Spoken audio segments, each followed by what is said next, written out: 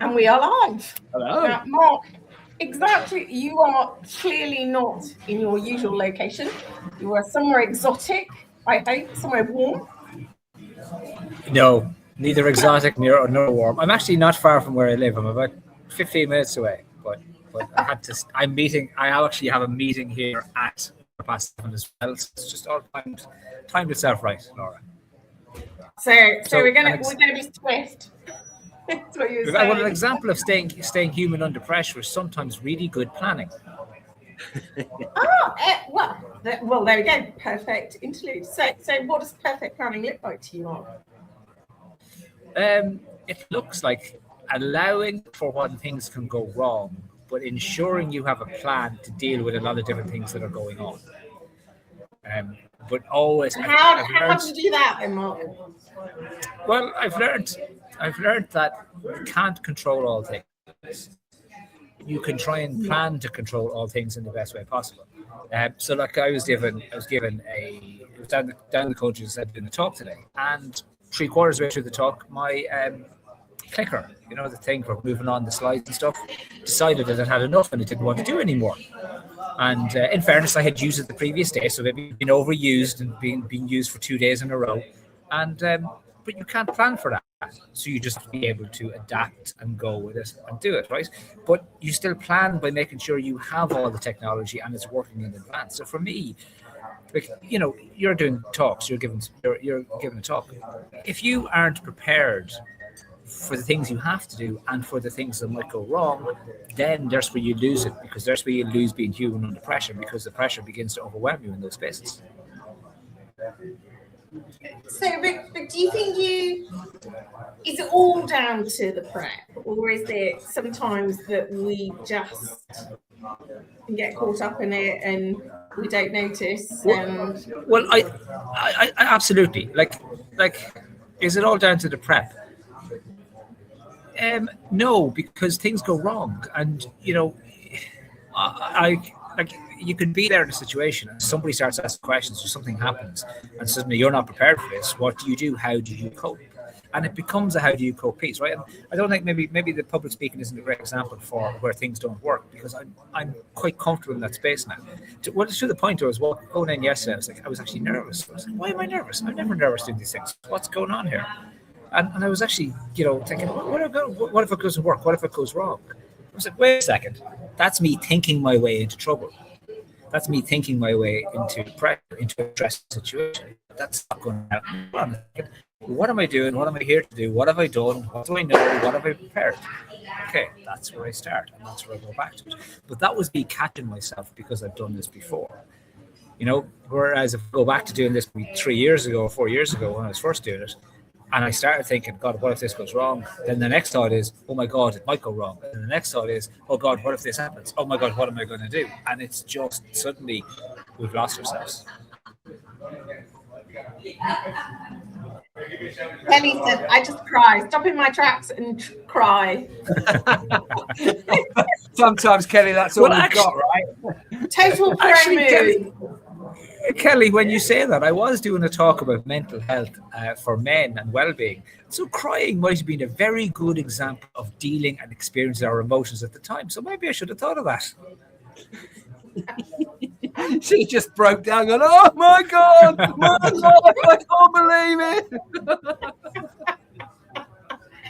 Sit down, I don't know, because I guess the thing I've gone to is, so we can prepare and we can be in the moment, but even when we're in the moment and we've sort of kind of done some preparation, so we're sort of some way in control, we can still end up on a slowly drifting. What happens? Where, I don't know. Is that something that happens, or is that just totally down to preparation? So you mean, how do we end up drifting just generally in life? Well, so if you take Mark's situation where he's just described, he prepared, so therefore, yes, 3-4 years ago when he stepped into this space for the first time, it was nerve-wracking, everything else, but he recognised preparation made a difference. to be in control of what he can control, but then you recognize that there's always going to be a bit that you can't. But is it that simple, or is it, you know, that it can be quite easy to drift in that scenario? Is there something that, you know, you've done all that you can, and that, you know, everything, you stand in that space, whether that's a meeting, whether that's a talk, whatever, but there's still something that could allow you to drift without you even really realizing? Yeah, and so I guess it's focus on your direction of travel and what you're trying to achieve, and everything. I don't want to put words in Mark's mouth, but I imagine in his preparation for this, it was all geared towards an end goal, right? What do I want to, what am I trying to get out of this? Where am I taking this? What does this talk through for? What journey am I taking people on here? And therefore, when everything does go, when things do go wrong and life throws some curveballs at you and tech fails or power fails or nobody turns up or somebody turns up you weren't expecting or somebody asks you a question you weren't expecting, you can bring yourself back to your direction of travel because you know what that is. You're very clear about that. And it's the same with life. And I think that's how we end up drifting, is when we lose sight of what it is we're trying to achieve. Or sometimes I think what happens is what it is we're trying to achieve has changed and we haven't changed with it. So we've set a course and we're off on this course, but actually the course we've set, we've long since got where we wanted to go. And then we just drift because we don't have a direction of travel anymore. We're not exactly sure what we want to get. So I imagine in Mark's situation, he understood, right, this is the message I want to get across. This is the journey I want to take them on. These are the things I want to leave them with. And then whatever happened around him, he could just keep coming back to that. And I guess that's it. I'm glad you corrected yourself down from pretty much saying everything was wrong too, you know, like slightly bringing it back, going, you know, when you really check in with yourself. But I think you're right. It's, you know, I think often we lose sense of that direction of travel. Well, one, I'm not sure sometimes we've even really assessed what it actually is. Secondly, I think sometimes it evolves because we have experiences and we don't reevaluate. And this is something Kelly and I have been like chatting about in various different exchanges of comments around where does it per se go wrong? And I think some of it is because we never really put it in place in the first place. We never, you know, we kind of went along with the flow and that was suddenly the direction of travel. So we were almost caught on the crest of the wave, but it wasn't really ours to own. Secondly, I think life things happen and then we never really check back in with what we said in the first place. Was that still true? Was that still relevant? Was that still where we want to be? And I think all of those things end up, you know, taking us on this path where we suddenly find, before we know it, we're so busy, we've drifted, and we wanted to be in this direction of travel, but we're actually over here. And then that space becomes the disconnect. And I think that's, you know, what both of you are saying. Correct me if I'm wrong, but that's kind of what I'm hearing. And I think that, you know, how do we define that direction of travel, keep on track of that direction of travel? So it doesn't matter how deep the swell is around us, how do we hold on to that so that we know what we're in control of, so we know what we can do with that, so that we know we won't get swallowed into the drift? Big question. Okay, guys, over to you. Look, it is a big question. And the sessions I was doing over the last couple of days, most of the first half of the session was a 2-hour piece. So most of the first half is about awareness and awareness of where we are and how we are. At one point, and if I would trust my technology, I'd pop a picture up on the screen right now, and it's of me dancing at a wedding, right? And I can't dance, so it looks bad, but I'm also quite overweight. And my example, and I use it as an example because I'm talking about how the fact that I was stressed, I was working long hours. I was eating really badly. I had picked up knee injuries and I couldn't train. I was always been someone who moved. And yet I had just drifted because I had just allowed this to happen and keep on happening all the time. And so my diet was bad because it was all just a consistent drift until suddenly I came to a point where my wife is going, what's going on? And it's an awareness piece all the time. Like, if we don't know where we're going, if we can't see the destination, and if we don't have the destination to mind, we're always going to end up in the wrong place. It's like the idea, if you go out to sea and you don't have the direction and you just hop into a boat and let the waves take you, they're going to take you wherever they're going. They're just going to keep drifting and drifting and drifting because you're not actually consciously choosing to go. I didn't mean that throughout my early career, and I spent too long in the same company. And I spent too long in the company because I wasn't sure where I wanted to go. I wasn't thinking about it. I was just day to day doing whatever was there day to day. And I wasn't actually thinking about, where is this bringing me? What direction do I want to travel with this? And without that check-in with myself, without that check-in with ourselves, we're always going to be lost. And Dan, you can correct me here, but how many times do you find a new client comes to you for coaching and the first thing they say to you is, I'm a bit lost, I'm not sure where I am? Yeah, a lot, Mark, absolutely. And often, I think that's often why people do come and get coaching. That's why I employed my first coach, because I did feel a bit lost. I had a kind of idea that what I was doing wasn't what I wanted to do, and I had a kind of idea of what I did want to do, but I didn't really know why that's what I wanted to do, and therefore I didn't know which road to take. I could have taken any road at that point, and I employed a coach to help me examine my thinking, to get really clear on what it was all for. Why? What, at the end of the day, what is the impact I want to have? How do I want that to make me feel? How do I want that to make other people feel? And then when I got really clear with her on that, suddenly my mind starts popping and I'm thinking, oh, this is what I want to do. This is the direction I want to take. But also along the way, I've learned to pivot. I've learned to realize, hang on, no, this isn't quite it. But it's in that momentum, it's in that doing. It's not found up here. You'll just go round in circles with the thinking. This wants to keep you safe. So you're never going to do anything brave and bold and courageous and different if you're up here. So, it's regular. You're right, Mark. It's that regular checking. It's that regular calibration. It's checking the compass, right? So if I'm going southwest, am I still heading southwest? Is southwest definitely where I still want to be? Oh, actually, no, I don't know. I want to go southwest. So I'm just going to slightly adjust like this.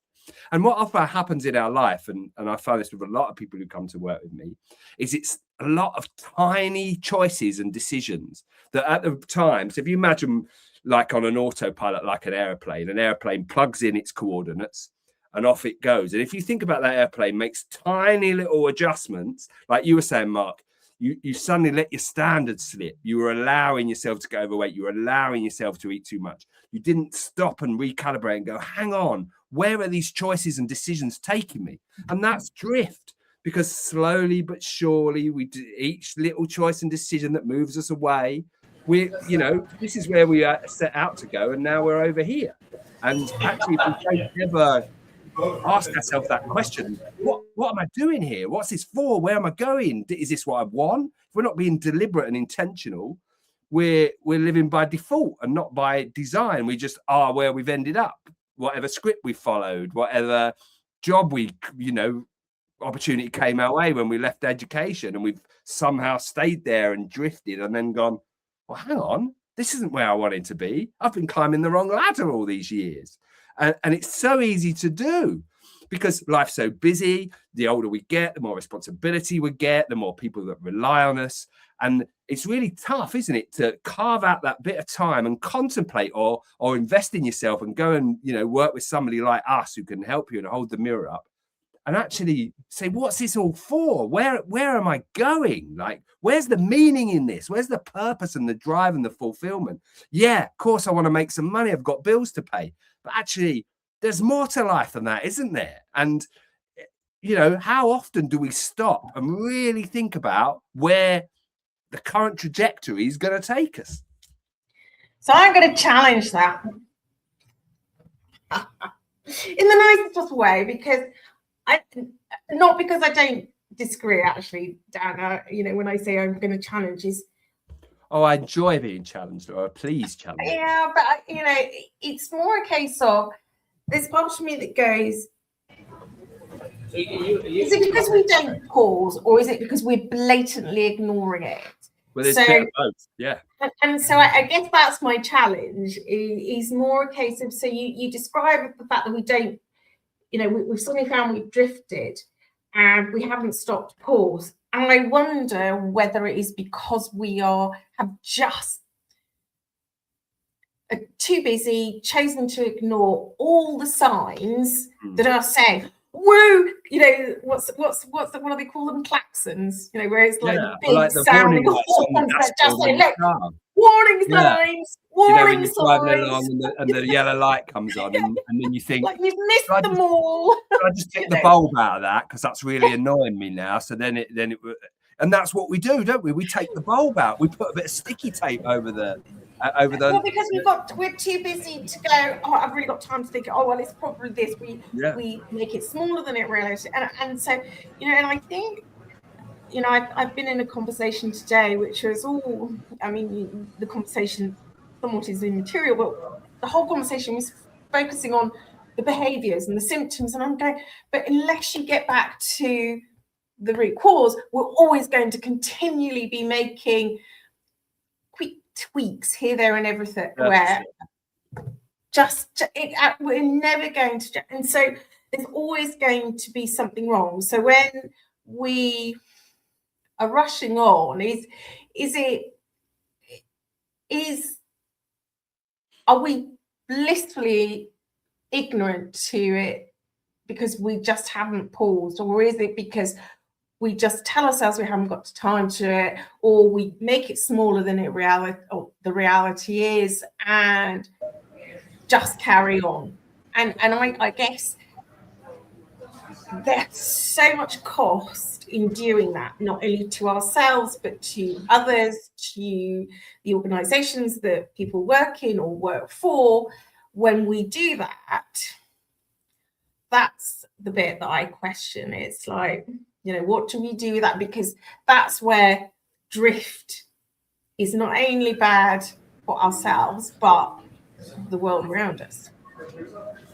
But Dan hit on an important word as he was talking there, and about how we make decisions. And one of the reasons why we drift is because we've stopped making decisions. We've stopped actually consciously choosing the next thing. And we feel we're making decisions, but we're actually making them by not making a decision. We don't realize that. So where we end up is entirely our responsibility, because we have abdicated our responsibility for where we end up. And the klaxons are there.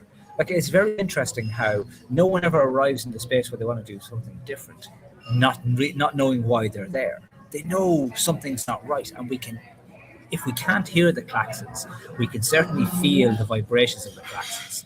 But we are choosing to ignore it, because to deal with it is often harder than it is to continue on the drift. Because the drift is small, it's bit by bit by bit, but to change it is big.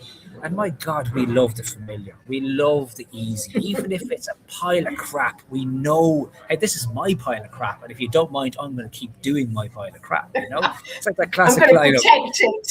I'm going to protect it. It's like if you could walk in anyone's shoes for a day, you'd pick your own again. Yeah, because this is the pile of crap I'm used to. I can't deal with your problems. I have my own. I want my own back because I'm used to those. Do you know what? They fit really nice. They fit really snugly. And look, there's a chocolate bar in this pocket. Great, I want that. It's just nice. And that's where we get into that space. So we are deciding all the time, but we're not consciously doing it. We're letting the things happen, but that's our own decision, because we've abdicated that responsibility. And it comes down to a responsibility piece. And sometimes why we drift is because we've also created an environment around ourselves that no one's going to challenge us. That could be from a workspace because we're the boss and no one's willing to challenge us. It could be from a home space because maybe our attitude isn't right. Maybe we get a bit angry at stuff because we don't like to be challenged. So we allow things to change. That example I was saying earlier, that changed for me was my wife challenged me. It was very blunt in challenging me. She actually said to me, look at this, look. She actually said to me, what did he want to do if he had stayed alive? And he passed away at 57. And he said when he was dying. I said, I just want to be around long enough to see my kids growing up, And she said to me, well, is that what you want? Because if you don't change your life, that ain't going to happen. I said, Jesus, that was quite a kick in the head, But it was 100% right. And she had tried to talk to me, and she had tried to tell me loads of things. You're unhealthy, you're not doing the right things, you're working too late, you're too stressed. All just over my head, didn't matter. But then when she said the right thing, I went, oh my God, you're absolutely right. Because it was something that really mattered to you. And it was something that you... Yeah, that mattered. And that's what sparked me into life. Yeah. And I guess that's the thing, isn't it? Is what is that moment? I mean, Dan, you and I both talk about direction of travel, because I don't use the word goal, because sometimes in life we can't always define what the goal is, just because we have lots going on. But direction of travel we can do. But that all said, sometimes how do we hold that grounding to know that the direction of travel is right? I think, Mark, you're absolutely spot on, because until we have that conversation with somebody we trust who can challenge us in a way that really recognizes something that matters, in your case, to you, that will change the direction of your travel. I guess that's the point, isn't it? It's like, how do we get... I don't know, where am I going with this? I guess what I'm trying to say is, in order to stop the drift, what is that point? What is that thing that we have to hold on to grab for? Is it because somebody else is checking us out? But that's not quite what I mean, but you know what? Yeah, I know what you mean. Checking in with us. In that way, yeah. In a safe space. Is it... What is that's going to get us back? I think Charles has made a good point here, Laura. I've just seen that, and yeah, I'm absolutely with that. That's it. It's how you feel. Yeah. Now, I imagine at the time, Mark was ignoring that. He'd have been low on energy. He'd have not felt 100%. good about himself, but he'd have avoided that instead of, and stuck with what was familiar, and his brain and his mind would have rationalized it and said, mate, you're busy. This is just a period of your life. It's okay. You're all right. Keep going as you are. You're hitting your targets at work. You're doing all right. You've got a few quid in the bank. You can afford to go out to eat in nice restaurants. You're wearing nice shoes. You've got a nice watch. You're all right. Because that's what our mind does. It rationalizes. It wants to keep us familiar where what's familiar, right? But actually, if Mark could have stopped long enough to check in with how he felt, and it was only when his wife went, mate, come on, this isn't how you want to live, is it? You want to, you made a pact with your dad. You were going to stay fit and well to see your kids grow up. And it was then that Mark then checked in with himself and went, oh my God, she's right. I feel terrible and I've been avoiding it. And now I'm going to do something about it. So feeling is always the clue, Laura, right? But the trouble is, we're so busy these days. We've got so much coming at us. We don't take the time to check in with how we feel. And men are particularly bad at it because half the time we can't even describe how we feel because we've never been given the language. It's taken me years to work up that emotional intelligence. And, and I ask myself every day now, Laura, I check in every day, sometimes 2 or 3 times a day. If I come off a call and I just stop and go, right, how do you feel, mate? How do you feel right now? Oh, I'm content. I'm satisfied. I'm excited.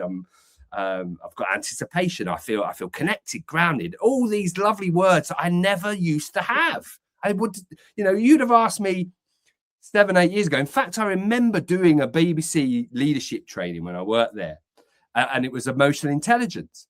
And the woman started, and she went around the room. Right, everybody, how do you feel? And it got to me, I was about 3rd or 4th. I couldn't tell her. I said, oh, I'm sort of neutral. I'm all right. She said, that's not a feeling. I was like, so I couldn't tell her. I didn't know. If it wasn't. If it's any consolation, Dan, I don't know whether I've ever been able to describe my feelings in one word. They're complex, though, aren't they? It is complex and complicated, and one word often doesn't do it. But We the often point still think they're not stands. doing it.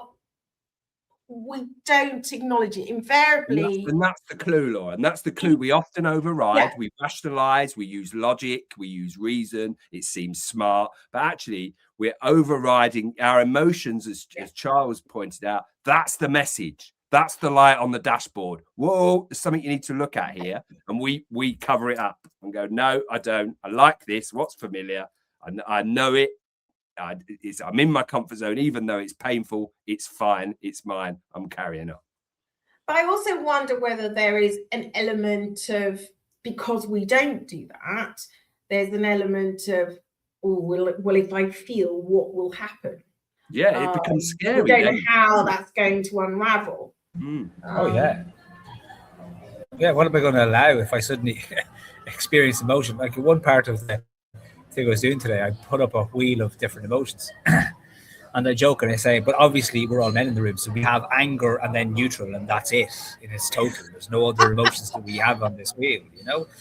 And I joke all the time about, like, you know, how do we understand this? We have to experience what we're feeling. But again, nobody here needs to do that because we don't have feelings, right?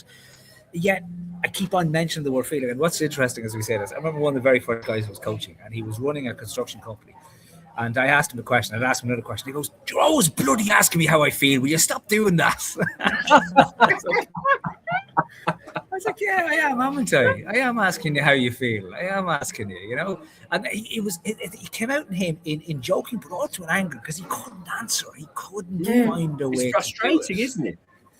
Yeah, it's really frustrating because we don't know. And again, to your point, about we don't have the language. We're never seen it or shown it or given to experience it. Like where I start today is like, I do a mentee, right? Has everyone been working? It's a construction crew, right? Has anyone here worked in pain in the last month, right? And they do a mentee, and it comes up that of the 150 people in the room today, there was 50 people were fine. 70 of the people had, you know, at one point, and 30 people every day, right, were working through physical pain. I said, that's fine. Right. How many of you are in emotional pain or mental pain? Can you answer that question? Silence. Of course it's silence. Because we don't know.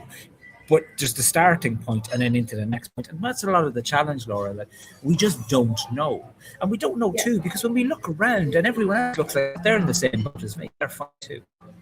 But one thing I really try to do today is I start asking proper questions. I ask a question, how do people feel with 4 traffic light things? And people will either say that they're thriving, they're surviving, they're struggling, or they're in crisis. And so today's numbers of the 150 people, there was 12 people, 15 people struggling, and 5 people put up in crisis. So I was able to highlight to the room that there's 20 people in this room that are not in a good place right now. But you, as if you're one of the people who put up that you're struggling or you're in crisis and you think you're the only person, but if you look around, there's 19 other people in the space with you right now. There's 19 other people who are not in a good place. So right away we know we're not alone, and right away we know we can start doing something about that. And maybe that's a part of it too, is because we think, oh, this is fine, this is the normal. As much as it's comfortable and familiar, we also don't see anyone doing any different to what we're doing. And that's why we don't know how to do anything different. I think that's a really good point. And I'm just going to, there's some really brilliant comments here. I'm just going to put Kelly, sorry, Kelly. I can speak. His comment is, yes, being challenged by someone we trust can be a major stabilizer against drift. Now, because it kind of comes back to a couple of things that you've both said.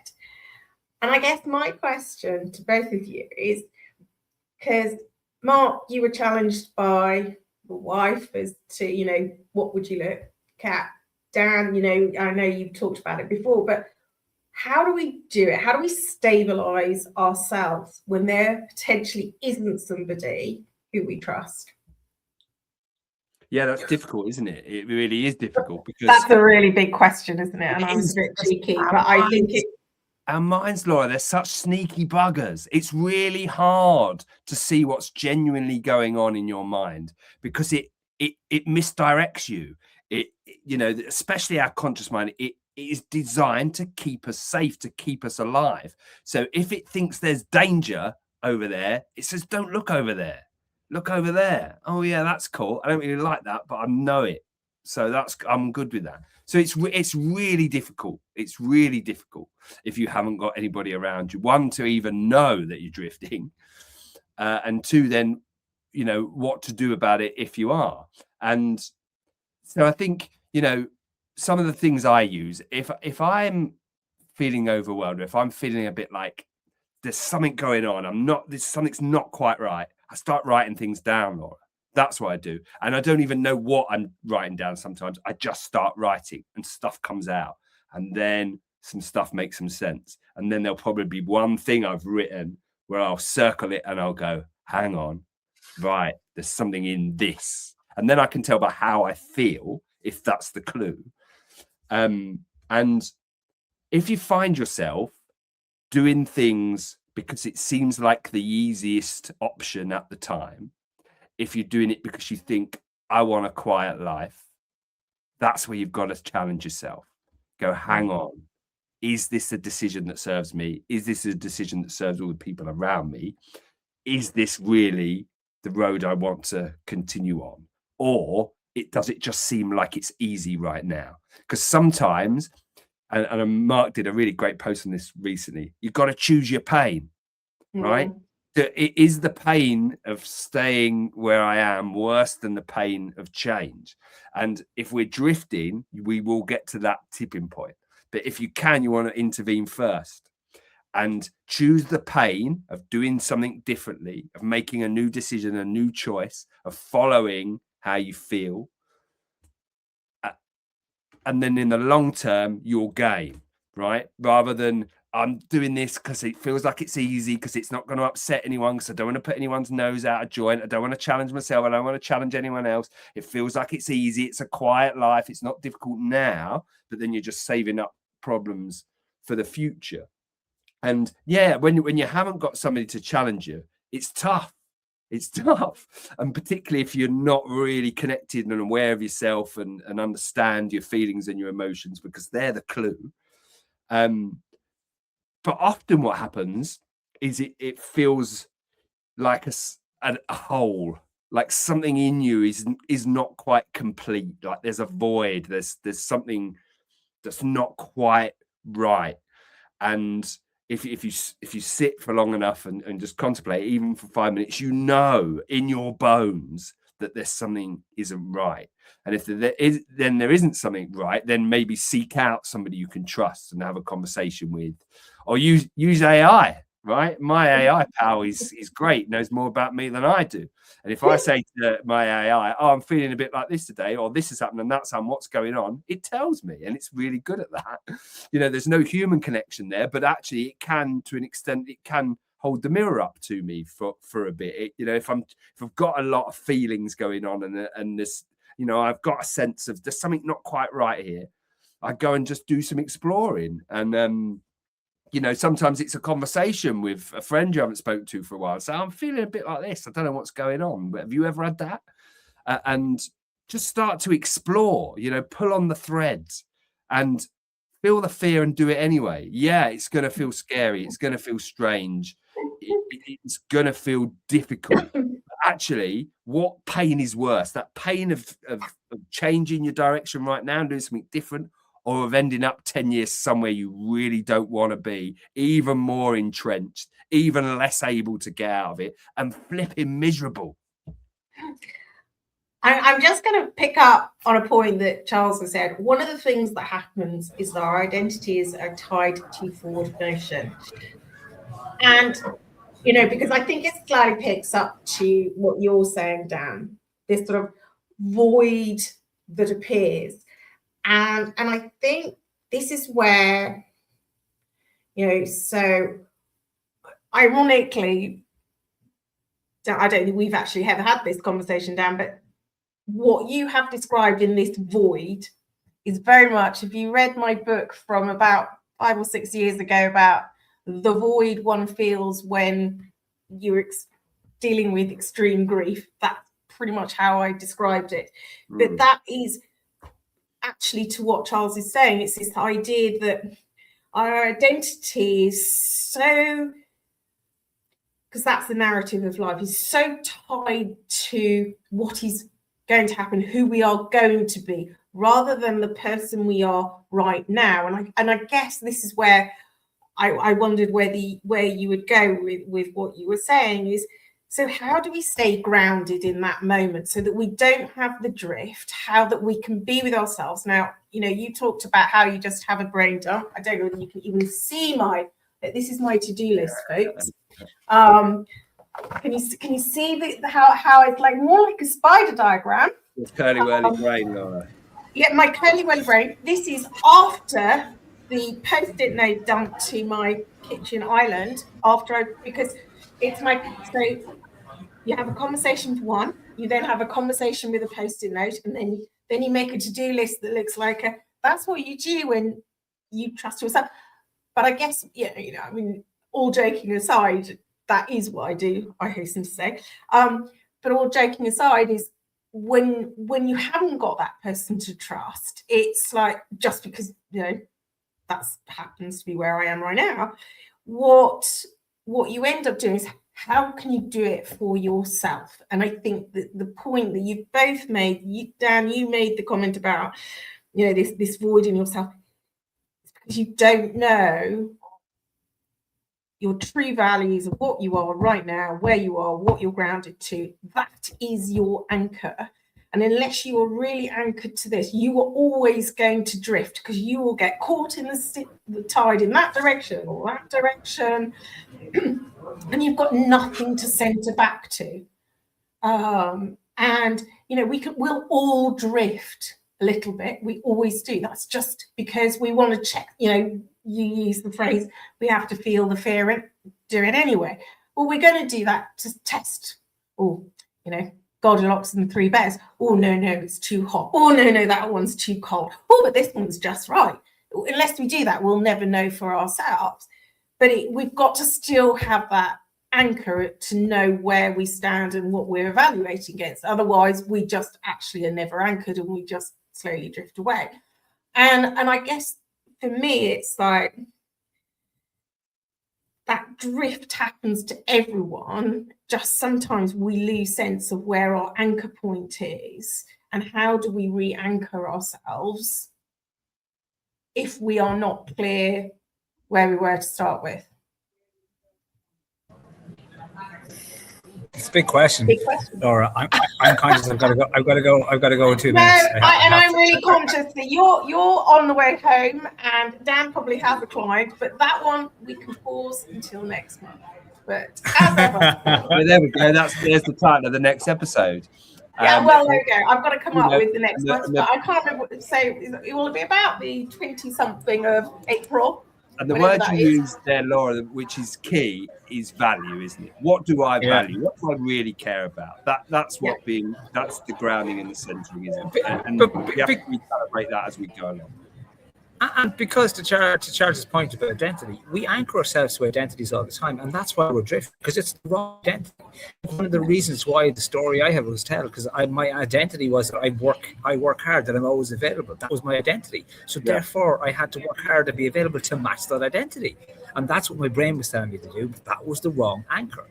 So as much as we're drifting, we can be anchored to the wrong thing, and that thing is floating in that direction, and it's pulling us in the wrong way because we've got the wrong anchor.